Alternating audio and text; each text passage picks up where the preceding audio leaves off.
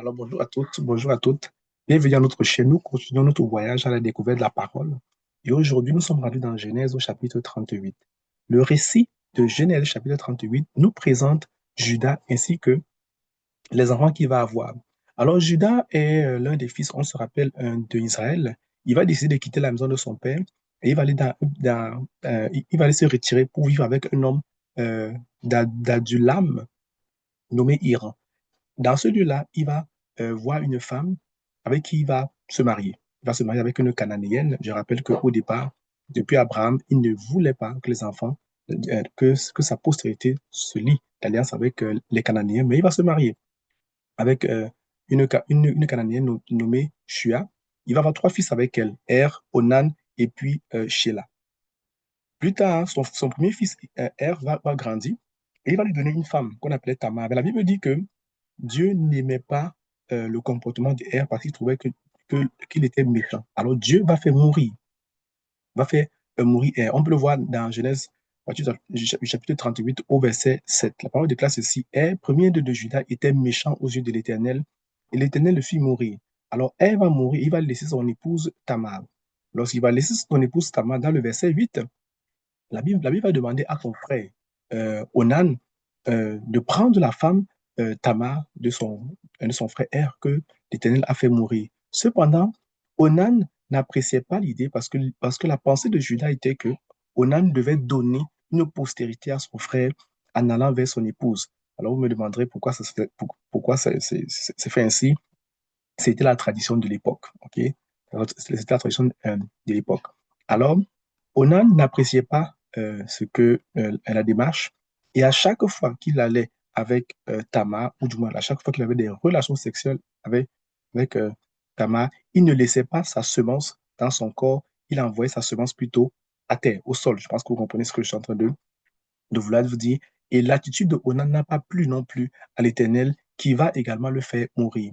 Alors lorsque Er et Onan vont mourir, Judas va dire à Tamar de retourner dans la maison de son père en attendant que son troisième fils, à savoir Sheila, devienne mature pour qu'il puisse venir la prendre, elle, pour femme.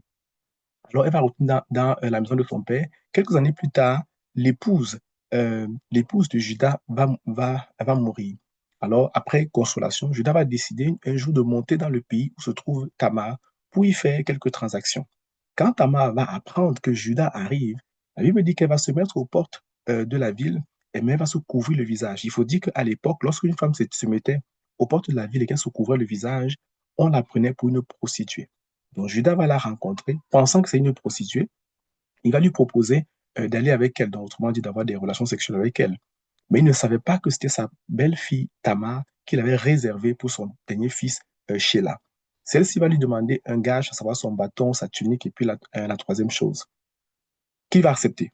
Il va accepter en lui disant que je vais te donner ce gage-là et puis je t'enverrai un chevreuil par la suite comme paiement de l'acte qu'on aura eu ensemble. Alors le deal étant convenu, les deux vont aller ensemble et je vais avoir des relations sexuelles avec elle. Elle va tomber enceinte. Elle va tomber enceinte euh, euh, à la suite de cela. Plus tard, je dois retourner dans son pays et on viendra lui apprendre que Tamar, celle qu'il avait réservée pour son fils Sheila, est tombée enceinte. Chose auquel il va dire, qu'elle est tombée enceinte à cause du fait qu'elle s'est prostituée. Cela va engendrer, cela ne sera pas accepté.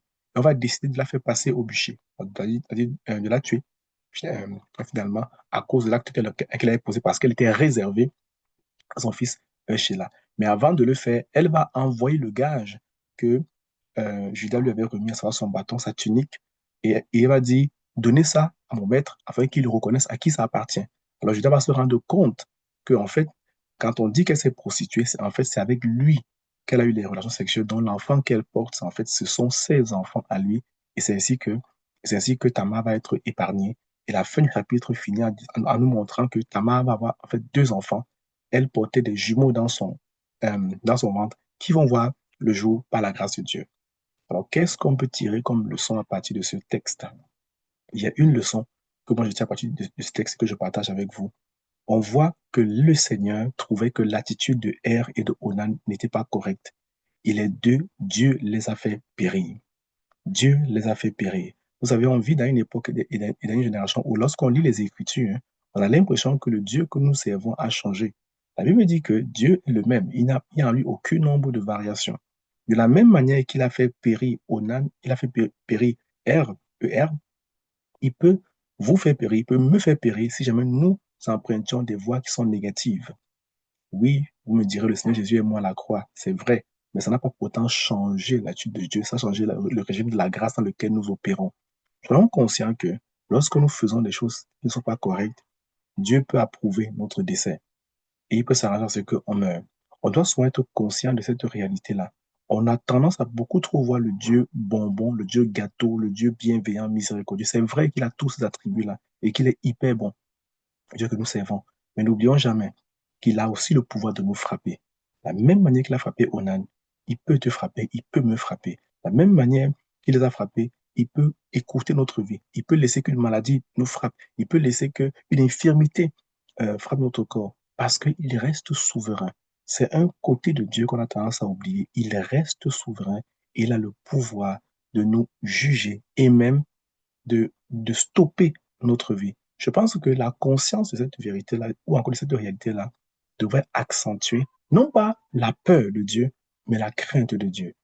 Il est notre Père, c'est vrai, mais il demeure un roi. Un roi qui a le pouvoir de vie et de mort sur vous et moi.